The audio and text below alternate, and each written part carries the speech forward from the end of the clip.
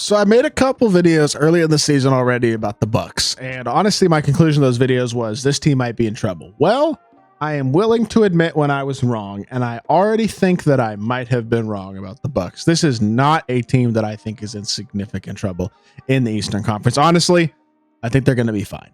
Impressive win tonight against the Pacers, and a much needed win against an Eastern Conference foe that has certainly given them issues in the past. And honestly, this team all of a sudden looks much more like what you would expect out of a Milwaukee Bucks roster with as much talent as they have. They're starting to win basketball games. They're starting to play really well, and I feel like they're starting to play more cohesively as a team as well. It's been really nice to see, I think, if you're a Bucks fan these last few games, as they are starting to find their footing and starting to play much more like the Bucks that people expected from this season. So big win tonight against the Pacers, no doubt about it. And I'm excited to break down this Bucks team and what I think is going better for this roster. So before we hop into it, if you haven't already, make sure you hit that subscribe button. Help me push towards the 1,000 subscriber mark on the channel. 10K is down the road, maybe one day, but would really appreciate it if y'all do subscribe. I'm trying to get this channel monetized, so would really appreciate it if y'all do subscribe. Without further ado, let's hop right into it. So 129 to 117 win tonight against the Pacers. Giannis with 37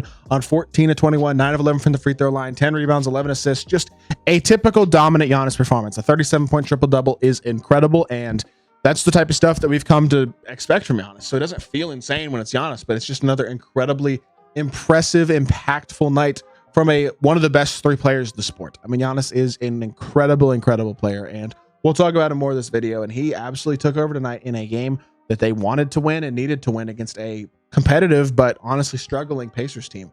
The Bucks are all of a sudden 7-9. They're starting to play pretty good.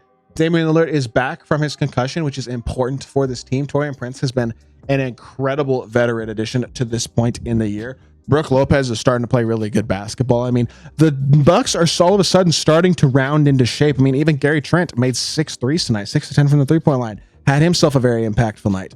This is what the Bucks need if they are going to be a consistent competitive team in the Eastern Conference and a squad that hopes to compete with the best in the East, teams like the Celtics, Cavs, and Knicks. This is much more like it from the Milwaukee Bucks over these past few games. Been really, I think, encouraging if you're a Bucks fan to see this happening. I mean, they are now currently the 6th seed in the East, which is, I mean, very solid. Now, do I think that they will challenge for a top 4 seed? I'm not going to say no, but I'm also not going to guarantee yes. They're only a few games out as of right now, 2.5 games out of the 3 or 4 seed. They could 100% challenge for a top 4 seed in the East, and I know they'd love to get one for home court advantage in the first round of the playoffs, but I feel totally confident now that they will at least be a top 5 seed in the East, if not a top 3 or 4 seed. And they look very competitive now, and they're starting to look more competitive on both sides of the ball, which is really important, not just getting dominated defensively the way that they were to start the season. And I really do think that they are really starting to get things together in a way that for a while to start the year, it looked like things were going to go really down south. And all of a sudden, things look really nice in Milwaukee. It all starts with Giannis Antetokounmpo. Plain and simple. He is just one of the more impactful players in the entire sport of basketball, an incredible finisher, incredibly elite athlete, and one of the more gifted. I don't care how he scores. I don't care how he looks. He's one of the more gifted scorers we've seen in the last decade plus of NBA basketball. His ability to, on a consistent basis, every single night, get 30 plus a game and do it while impacting the game in so many other ways, defensively, as a rebounder, as a playmaker, as at times this team's de facto point guard. He is a huge reason, the biggest reason why the Bucks have been as good as they have been the last few years and why they look incredible again this year. I mean, he has to be 100% one of those guys who's at least in the discussion as a leading MVP candidate, averaging 32, 12, and 10 so far this season, shooting 62% from inside the paint, or from 2-point range.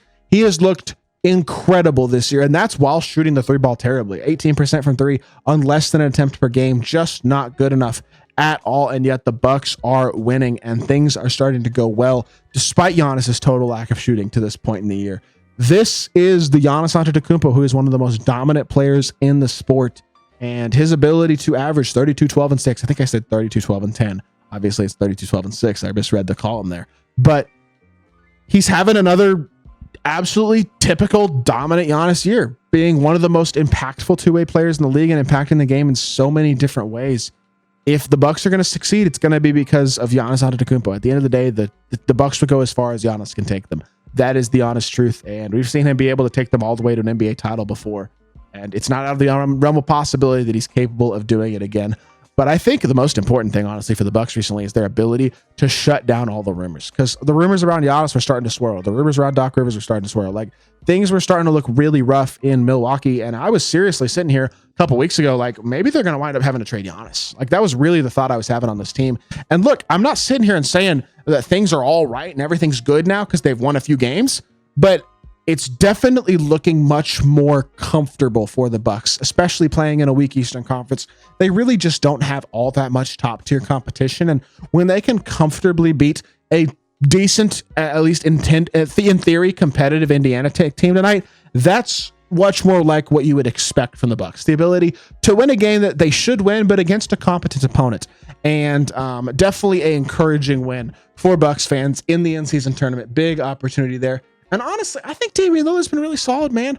I mean, I know that he's not perfect, right? His efficiency this year has not been great. I mean, he's shooting 31% from three. He started off the season really, really well his first few games, and then has certainly dropped off a bit since, but he's had 3 games in a row with double-digit assists, which is very, very important. His ability to impact the game beyond his scoring is crucial because he's not going to have it scoring the ball every single night. And again, the efficiency has been down, but this is still one of the greatest shooters in the world and one of the greatest scorers in the world. And watch out when he starts getting his shots going again, because that's what makes this Bucks team really scary, is when Giannis is playing at the level that Giannis is capable of every single night, and Dame starts to come alongside and be that dominant scoring option in his own right, this Bucks team becomes incredibly hard to stop. And I think Damian Lillard is kind of the X factor for this team, because as good as Giannis is, he's not going to do it by himself. And if you have a superstar like Damian Lillard playing more like the superstar that he's supposed to be, that's crucial for this team's ability to contend. But it doesn't stop with Damian Lillard. And that's the best part recently, is that Brook Lopez has been playing really, really well. Now, he's not shooting the ball great, but outside of that, he is starting to really impact the game on the defensive end of the court again, which he wasn't super impactful, I didn't feel like, to start the season. And that's been huge, shooting over 62% from the inside the 2-point line as well, which is huge, and is really starting to play well. Taurean Prince has just been incredible, legitimately. I mean, he's shooting 5 attempts a game almost from the 3-point line, or sorry, 4 attempts a game, but at 50%. Like, that's really, really impressive. And Gary Trent Jr. super duper struggled to start the year, but he's starting to make some shots. Bobby Portis, I still think, is kind of overrated at this point. I don't have a ton of super high hopes for guys like him and Pat Connaughton at this point in their careers to be impact rotation guys in a playoff type setting, but I guess Bobby Portis kind of has to be. He's that second big, and they do need him to step up. Now, Pat Connaughton, his minutes have basically just been stolen away by guys like Taurean Prince, Gary Trent Jr., and obviously another guy who does not get talked about much at all in Bucks land, but should be, or outside of Bucks land, I should say. I'm sure the Bucks fans are talking about him a lot, but outside of Bucks land, AJ Green, man, that kid he's got it. And he can shoot the crap out of the ball. 5 threes a game at almost 50% from the 3-point line. One of the better perimeter shooters in basketball, and a very, very underrated defender as well. People look at him and think, white guy looks kind of awkward. He can't defend. Wrong. AJ Green, actually a very competent defender who is managing to impact the game a bit on the defensive end of the court as well, which is really important for a squad that still does not have that elite level defensive tenacity, I feel like, that they used to have. I mean, Giannis and Brook is still a really good defensive front court, especially when Brook is playing as well as he has recently. But they need point of attack wing defenders who are going to be impactful. And I feel like guys like Taurean Prince, Gary Trent Jr., AJ Green are supposed to be those guys for this team. And bringing in free agents like TP, like Gary Trent, has been really, really helpful. And seeing the development and continued improvements and emergence of a guy like AJ Green is going to be really important as well for a team that does seem to lack some depth. They need guys to be able to step up, and it's been really encouraging to see AJ Green playing as well as he has and getting the opportunity that he has as well here recently for the Milwaukee Bucks. And I haven't even mentioned Chris Middleton yet. Now, he is, at this point, it sounds like still kind of without a timeline to return, but if they can get him back at some point in the season relatively healthy, and he can be another impact guy. I mean, he was really good in the playoffs last year. Admittedly, the Bucks were super hurt, but he had a couple of big games. he's a guy who was the second best player, arguably, on a championship winning team a couple of years ago. Now, is he getting older? Is he a little past his prime? Sure. But if they can get him back and have him be impactful, that's going to be another huge addition, another very important piece for this Bucks team. All of a sudden, they go from a roster that I was really, really worried about to a team that looks like one of the better squads in the East and does not look like an easy out. This is much more what I think Bucks fans expected. And these last few games have been very encouraging. If you're a Bucks fan, I have to assume that. And so we'll see if they keep it up. But I do not think things are as disastrous in Milwaukee as they seemed to be a week or two ago. With that being said, that is going to do it for this video. I hope y'all did enjoy. If you did, make sure y'all hit that like button, leave a comment, and subscribe. I'll be back with more NBA content very, very soon. I appreciate y'all. Peace.